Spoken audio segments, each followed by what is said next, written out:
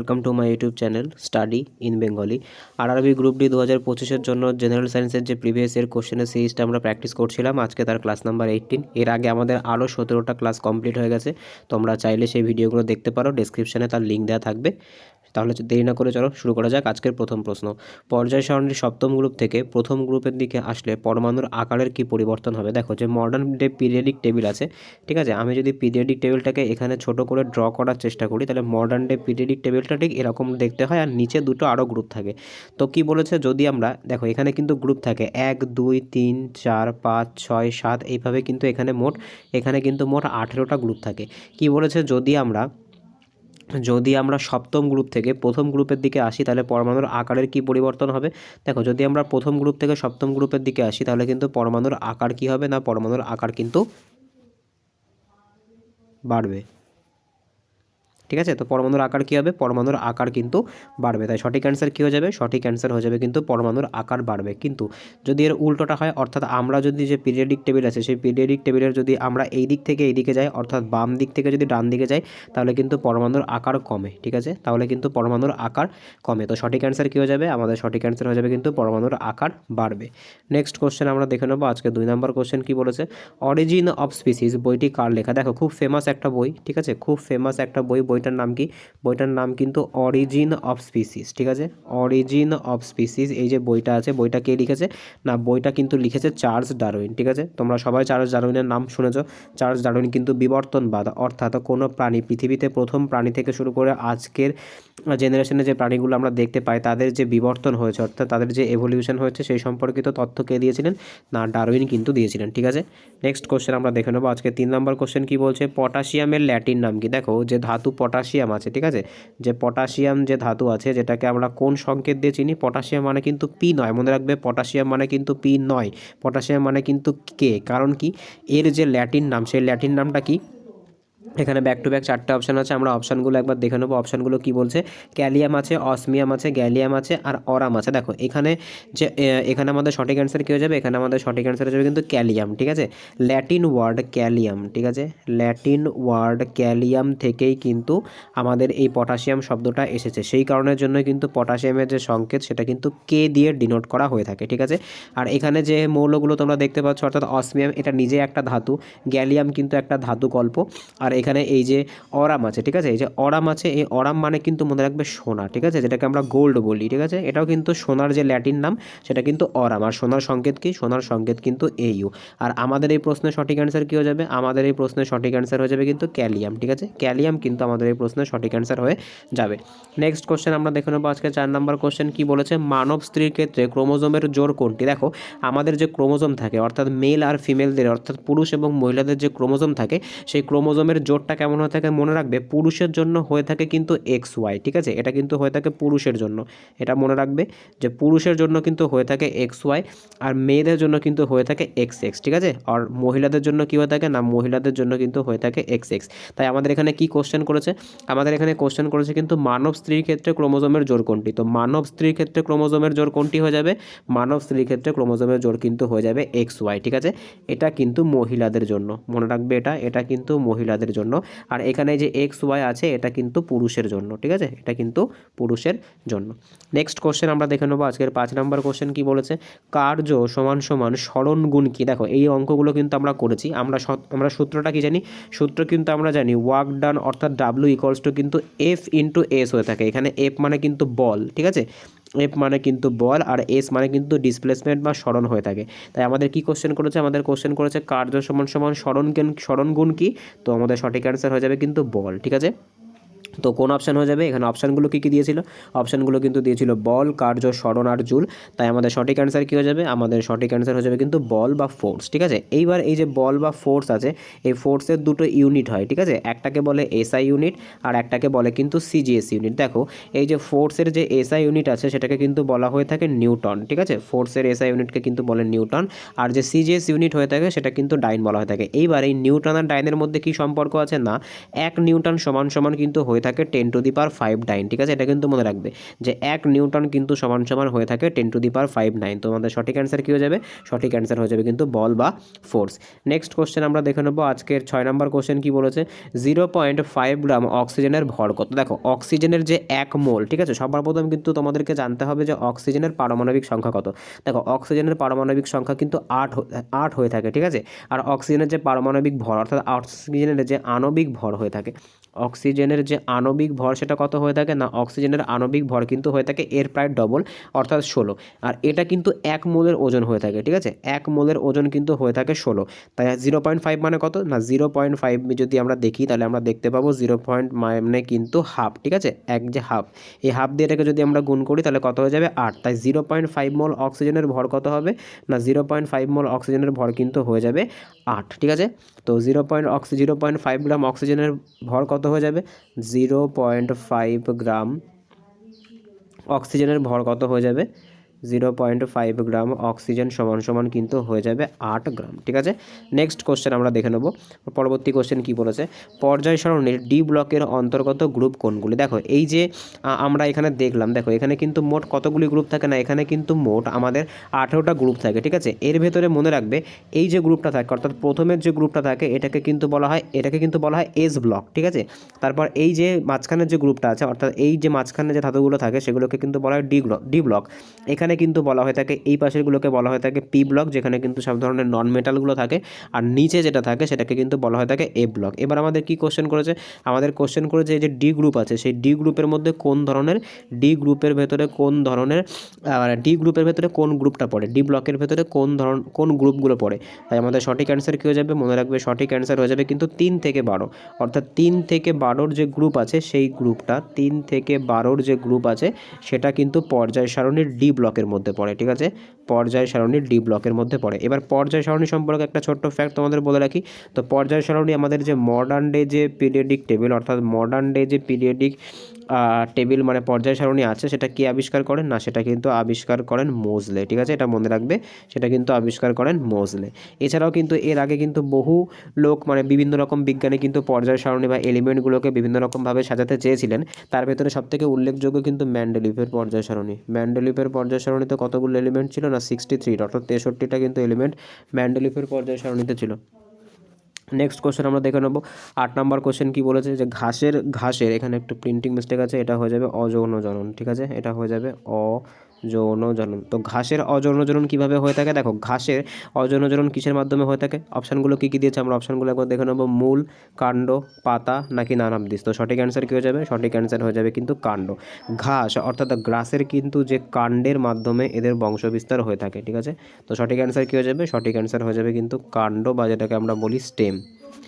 Next question আমরা দেখে নেবো আজকে 9 নম্বর কোশ্চেন কি বলেছে, 120 গ্রাম জলে 30 গ্রাম লবণ মেশালে দ্রবণের গাঢ়ত্ব কত হবে। দেখো এটা কিন্তু একটা ইম্পর্টেন্ট অঙ্ক, এটা কিন্তু একটা নতুন টাইপ, এই টাইপটা তোমাদের শিখতে হবে। দেখো এখানে কত বলেছে, এখানে কিন্তু বলেছে 120 গ্রাম, 120 গ্রাম এখানে কি বলেছে, 120 গ্রাম জল মানে ওয়াটার, আর 30 গ্রাম কি বলেছে না, 30 গ্রাম কিন্তু বলেছে সল্ট। তাহলে টোটাল যে সলিউশন সেটা কত হয়ে যাবে, টোটালটা কত হবে, আমরা যদি টোটালটা দেখি তাহলে টোটালটা কিন্তু হয়ে যাবে 150, ঠিক আছে, টোটাল 150 গ্রাম কিন্তু সলিউশনটা হচ্ছে। এইবার আমাদেরকে কী বের করতে বলেছে, আমাদেরকে কিন্তু দ্রবণের গাঢ়ত্ব বের করেছে। এবার তোমরা ফর্মুলাটা মনে রাখবে, গাঢ়ত্ব বের করার যে ফর্মুলা, ঠিক আছে, গাঢ়ত্ব বের করার যে ফর্মুলা, তাহলে সমান সমান কী হয়ে যাবে না, ওপরে কিন্তু হয়ে যাবে লবণের পরিমাণটা আর নিচে হয়ে যাবে কিন্তু টোটাল সলিউশনটা অর্থাৎ 150 গ্রামটা। এবার এটাকে কিন্তু আমাদেরকে 100 দিয়ে গুণ করতে হবে, ঠিক আছে, এই শূন্য দিয়ে এই শূন্য কেটে যাবে, ঠিক আছে, এই শূন্য দিয়ে এই শূন্য আর এই শূন্য দিয়ে কিন্তু এই শূন্য কেটে যাবে। তাহলে আমরা দেখব 3 দিয়ে কাটলে 3 × 5 = 15 আর 5 দিয়ে কাটলে কত হবে না, 5 দিয়ে কাটলে 1 সেকেন্ড, 5 দিয়ে কাটলে কিন্তু হয়ে যাবে 20, এখানে কিন্তু শূন্যগুলো কাটবে না, ঠিক আছে। তো আমি এটাকে আবার দেখছি, ওটাতে একটু ভুল হয়ে গেছে। তো এটা হচ্ছে গাঢ়ত্ব সমান সমান কী হবে না, আমাদের ওপরে রাখতে হবে লবণের পরিমাণটা আর নিচে রাখতে হবে টোটাল সলিউশনটা, গুণ করতে হবে কত দিয়ে, গুণ করতে হবে 100 দিয়ে। এই শূন্য দিয়ে এই শূন্য কাটবে 1, 3 × 5 = 15 আর এখান থেকে 5 দিয়ে কাটলে 20%। তো দ্রবণের গাঢ়ত্ব কত হবে, দ্রবণের গাঢ়ত্ব হবে কিন্তু 20%। এই ধরনের অঙ্ক কিন্তু পরীক্ষাতে আসার সম্ভাবনা অনেক বেশি। নেক্সট কোশ্চেন আমরা দেখে নেবো আজকের 10 নম্বর কোশ্চেন কি বলেছে, পর্যায় সারণীর কোন গ্রুপে নোবেল গ্যাসগুলো থাকে। দেখো এই যে পর্যায় সারণী, আমাদের যে মডার্ন ডে যে পিরিয়ডিক টেবিল আছে, সেই পিরিয়ডিক টেবিলের কিন্তু এখানে গ্রুপ থাকে, এখানে কিন্তু 1 2 এইভাবে কিন্তু মোট 18টা গ্রুপ থাকে। এবার বলেছে কোন গ্রুপের ভেতরে নোবেল গ্যাসগুলো থাকে। তো নোবেল গ্যাসগুলো কোন গ্রুপের মধ্যে থাকে, নোবেল গ্যাসগুলো কিন্তু যে গ্রুপ নাম্বার 18 আছে, অর্থাৎ গ্রুপ নাম্বার 18-র ভেতরে কিন্তু নোবেল গ্যাসগুলো থাকে। এইবার এই যে নোবেল গ্যাসগুলো আছে, এই নোবেল গ্যাসগুলো সম্পর্কে কিছু জিনিস মনে রাখতে হবে। সবার প্রথমে মনে রাখতে হবে নোবেল গ্যাস কোনগুলো।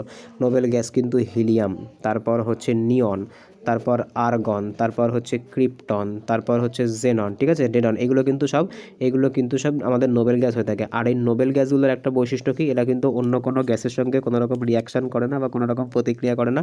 আর এদের যে সর্ববহিস্থ কক্ষ থাকে সেখানে কিন্তু 8টা ইলেকট্রন থাকে, অর্থাৎ এদের যে পরমাণুর নিউক্লিয়াস সেটা কিন্তু স্টেবল হয়ে থাকে, অর্থাৎ এরা কিন্তু কারোর সঙ্গে কোনো রকম রিয়াকশান করে না। নেক্সট কোশ্চেন আমরা দেখে নেবো আজকের 11 নম্বর কোশ্চেন কি বলেছে, বল ইন্টু বেগ সমান সমান কী হয়ে থাকে। দেখো এই ধরনের কোশ্চেনগুলো কিন্তু তোমাদের মুখস্থ করে ফেলতে হবে। দেখো বল গুণ বেগ, ঠিক আছে, বল গুণ বেগ সমান সমান কী হয়ে থাকে না, বল গুণ বেগ সমান মানে কিন্তু হয়ে থাকে ক্ষমতা, ঠিক আছে, এটা কিন্তু মনে রাখতে হবে, এগুলো কিন্তু মুখস্থ করে ফেলতে হবে, ঠিক আছে। তাহলে বল গুণ বেগ সমান সমান কী হয়ে যাবে, ক্ষমতা। আমাদের সঠিক অ্যান্সার কী হয়ে যাবে, আমাদের সঠিক অ্যান্সার হয়ে যাবে কিন্তু ক্ষমতা।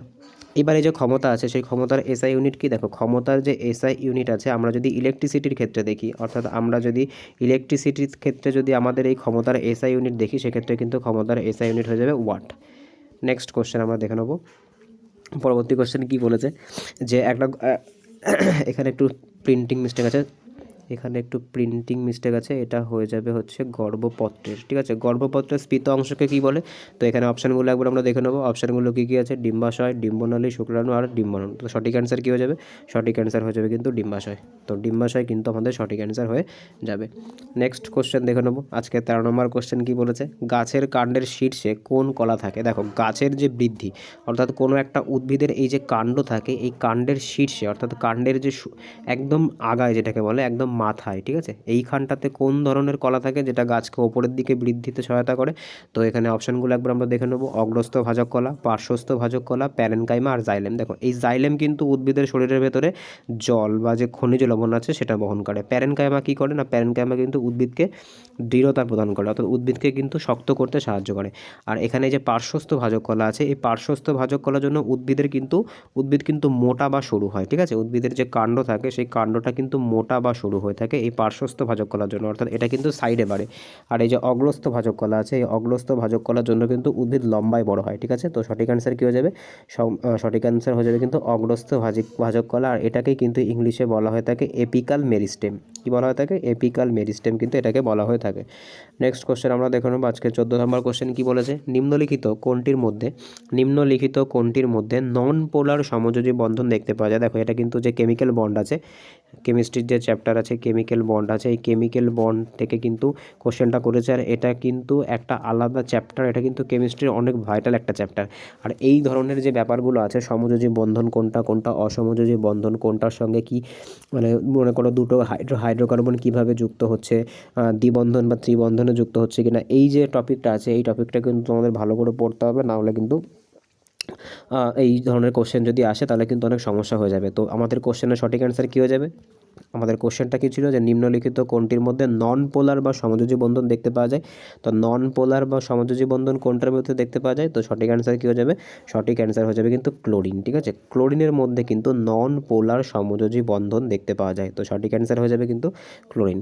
নেক্সট কোশ্চেন আমরা দেখে নেব, আজকের 15 নম্বর কোশ্চেন কি বলেছে, নিউটনের দ্বিতীয় গতিসূত্র অবস্থান ও ড্যাশের মধ্যে সংযোগ করে। দেখো নিউটন মোট কতগুলো ল দিয়ে গেছে, নিউটন কিন্তু মোট 3টে ল দিয়ে গেছে, ঠিক আছে। এর ভেতরে যে প্রথমটা আছে, অর্থাৎ ফার্স্ট যে ল আছে, নিউটনের যে ফার্স্ট ল যেটাকে আমরা বলি, সেটা আমাদেরকে কিসের ধারণা দেয়, সেটা কিন্তু আমাদেরকে জাড্য আর বলের পরিমাপ, ঠিক আছে, জাড্য আর বলের পরিমাপের সংজ্ঞা দিয়ে থাকে। আর যে দ্বিতীয় সূত্র যেটা আছে সেটা কি করে না, সেটা কিন্তু অবস্থান ও কার ভেতরে না, অবস্থান আর সময়ের ভেতরে, ঠিক আছে, অবস্থান আর সময়ের মধ্যে কিন্তু রিলেশন করে। অর্থাৎ আমাদের সঠিক অ্যান্সার কী হয়ে যাবে, সঠিক অ্যান্সার হয়ে যাবে কিন্তু অবস্থান, আর এখানে কিন্তু হয়ে যাবে সময়, অবস্থান ও সময়ের মধ্যে কিন্তু সংযোগ করে। আর নিউটনের যে থার্ড ল আছে, সবথেকে ফেমাস যে ল, যে প্রত্যেক ক্রিয়ার কিন্তু একটা সমান আর বিপরীত প্রতিক্রিয়া আছে, এটার ওপরে কিন্তু বেস করে রকেট, ঠিক আছে, রকেট কিন্তু উঁচুতে ওঠে বা রকেট কিন্তু উৎক্ষেপণ হয়, ঠিক আছে, এটা কিন্তু মনে রাখবে। এটা কিন্তু নিউটনের থার্ড লর উপরে। এছাড়া আবার মনে করো আমরা যদি কোনো নৌকাতে দাঁড়িয়ে থাকি, ঠিক আছে, এটা মনে করো কোনো নৌকা, এখানে আমরা দাঁড়িয়ে আছি। তো এখানে দাঁড়িয়ে থাকার পর যখন আমরা এই নৌকার থেকে পাড়ে আসি, তখন আমরা নৌকার উপর একটা চাপ দিয়ে এই পাড়ে আসি, তখন আমরা দেখতে পাই নৌকাটা কিন্তু পেছন দিকে চলে যায়। তাই এটার থেকে কিন্তু বোঝা যায় যে প্রত্যেক ক্রিয়ার কিন্তু সমান আর বিপরীত প্রতিক্রিয়া আছে। নেক্সট কোশ্চেন আমরা দেখে নেবো আজকে 16 নম্বর কোশ্চেন। একটা অঙ্ক দিয়েছে, কি বলেছে যে পরিবাহীর মধ্যে দিয়ে 5 অ্যাম্পিয়ার কারেন্ট 30 সেকেন্ড ধরে প্রবাহিত হলে তড়িৎ আধানের পরিমাণ কত। তো আমাদের এখানে কি জিজ্ঞাসা করেছে, তো সবার প্রথমে মনে রাখতে হবে তড়িৎ আধান সমান সমান কিন্তু হয়ে থাকে কিউ, আর কিউ ইকুয়ালস টু কিন্তু হয়ে থাকে কারেন্ট অর্থাৎ আই ইন্টু হয়ে থাকে সময়। তো এখানে কিন্তু এই যেটা আছে এটা কিন্তু আমাদের আধান, ঠিক আছে, কিউ সমান সমান কিন্তু হয়ে থাকে আধান, আই সমান সমান কি হয়ে থাকে, আই সমান সমান কিন্তু হয়ে থাকে কারেন্ট, ঠিক আছে। আর যে টি আছে সেটা টি মানে হচ্ছে টাইম বা সময় কিন্তু হয়ে থাকে। তো আমরা যদি এবার এগুলোর ভ্যালু পুট করি তাহলে আমরা কি দেখতে পাবো যে কিউ সমান সমান কত, কিউ সমান সমান কিন্তু আই ইন্টু টি। কিউ আমাদের বার করতে হবে, তাই কিউ এখানে থাকবে। আই কত বলেছে না, আই কিন্তু বলেছে 5 অ্যাম্পিয়ার, আর এখানে টি মানে কত বলেছে, টি কিন্তু বলেছে 30 সেকেন্ড। আর মনে রাখবে যখনই কিন্তু আমাদের তড়িৎ আধান বের করতে হবে বা ইলেকট্রিসিটির ক্ষেত্রে কিন্তু সময় সবসময় সেকেন্ডে ক্যালকুলেশন করতে হয়। তাই সঠিক অ্যান্সার কত হয়ে যাবে, সঠিক অ্যান্সার হয়ে যাবে কিন্তু 3 5 15 অর্থাৎ 150। আর এই যে ইলেকট্রিসিটি যে আমাদের চার্জ আছে, ইলেকট্রিক চার্জ আছে, সেই ইলেকট্রিক চার্জকে কিন্তু কুলাম এককে মাপা হয়। তাই সঠিক অ্যান্সার কী হয়ে যাবে, 150 কুলাম, ঠিক আছে, 150 কুলাম। এটা কিন্তু আমাদের সঠিক অ্যান্সার হয়ে যাবে, 150 কুলাম কিন্তু আমাদের সঠিক অ্যান্সার হয়ে যাবে। নেক্সট কোশ্চেন আমরা দেখে নেবো আজকের 17 নম্বর কোশ্চেন। কি বলেছে, সার্বজনীন মহাকর্ষণ ধ্রুবকের মান সর্বপ্রথম কে বার করেন। দেখো সর্বজনীন যে মহাকর্ষীয় ধ্রুবক সেটাকে কিন্তু জি দিয়ে প্রকাশ করা হয়। দেখো দুই ধরনের কিন্তু মহাকর্ষীয় ধ্রুবক হয়ে থাকে, একটাকে কিন্তু বলা হয়ে থাকে, দুই ধরনের কিন্তু মহাকর্ষীয় ধ্রুবক হয়ে থাকে। একটাকে বলা হয়ে থাকে স্মল জি, এটা কিন্তু পৃথিবীর মধ্যে যে মাধ্যাকর্ষণ শক্তি আছে, অর্থাৎ পৃথিবী যখন, এটা কিন্তু পৃথিবীর জন্য, এটা কিন্তু পৃথিবীর জন্য, পৃথিবী যখন নিজের কেন্দ্রের দিকে সব বস্তুকে টানে, এটাকে কিন্তু বলা হয়ে থাকে স্মল জি। আর এই যে ক্যাপিটাল জি আছে এটা কিন্তু পুরো ইউনিভার্সের জন্য, এটা কিন্তু যে সূর্যের আকর্ষণের জন্য বা সূর্য বা অন্যান্য গ্রহগুলো যে তাদের আশেপাশের গ্রহগুলোর সাথে অ্যাট্রাকশন করছে, অর্থাৎ সেগুলোকে নিজের দিকে টানছে, এটা কিন্তু ক্যাপিটাল জি হয়ে থাকে, ঠিক আছে। আর এই যে ক্যাপিটাল জি আছে, এই ক্যাপিটাল জি এর মান সর্বপ্রথম কে বার করেন, এই ক্যাপিটাল জি এর মান কিন্তু সবার প্রথম বের করেন হেনরি ক্যাভেন্ডিশ, ঠিক আছে। সঠিক অ্যান্সার কী হয়ে যাবে, এখানে একটু মিস্টেক হয়ে গেল, এটা হয়ে যাবে কিন্তু হেনরি ক্যাভেন্ডিশ। এই হেনরি ক্যাভেন্ডিশই কিন্তু সবার প্রথম, ঠিক আছে, হেনরি ক্যাভেন্ডিশই কিন্তু সবার প্রথম এই যে সর্বজনীন মহাকর্ষীয় ধ্রুবক আছে তার মানটা বের করেন। তাই সঠিক অ্যান্সার হয়ে যাবে কিন্তু হেনরি ক্যাভেন্ডিশ। নেক্সট কোশ্চেন আমরা দেখে নেবো আজকের 18 নম্বর কোশ্চেন। কি বলেছে, 0.2 কেজির একটা বুলেট সমতরণে 400 মিটার পার সেকেন্ড বেগে গতিশীল থাকলে গতিশক্তির পরিমাণ কত। দেখো সবার প্রথম আমাদের কী বার করতে দিয়েছে, সবার প্রথম কিন্তু আমাদের বের করতে দিয়েছে গতিশক্তি।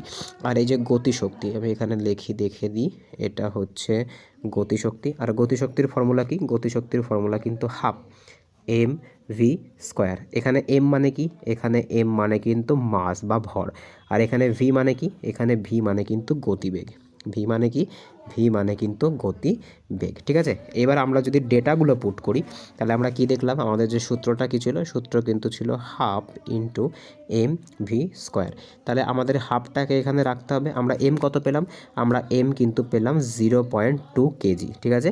আর এখানে আমরা ভি কত পেলাম, ভি কিন্তু পেয়েছিলাম 400 মিটার পার সেকেন্ড। এটাকে কিন্তু স্কোয়ার করতে হবে, ঠিক আছে। পরের লাইনে যদি আমরা দেখি তাহলে কত হবে, হাফ ইন্টু 0.2 হবে, আর ইন্টু যদি আমরা 400কে স্কোয়ার করি তাহলে কিন্তু আমাদের হয়ে যাবে 4 × 4 = 16। আর এখানে কতগুলো জিরো হবে না, এখানে কিন্তু মনে করো এখানে 4 × 4 = 16 আছে, এখানেও কিন্তু 4টে জিরো হবে। কতগুলো জিরো হবে, 4টে জিরো হবে, ঠিক আছে।